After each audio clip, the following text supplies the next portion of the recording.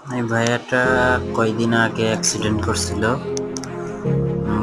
অনেক লোক অনেক কথা বলছে, কে বলছে মারা গেছে, কে বলছে হসপিটালে ফ্রিজে আছে।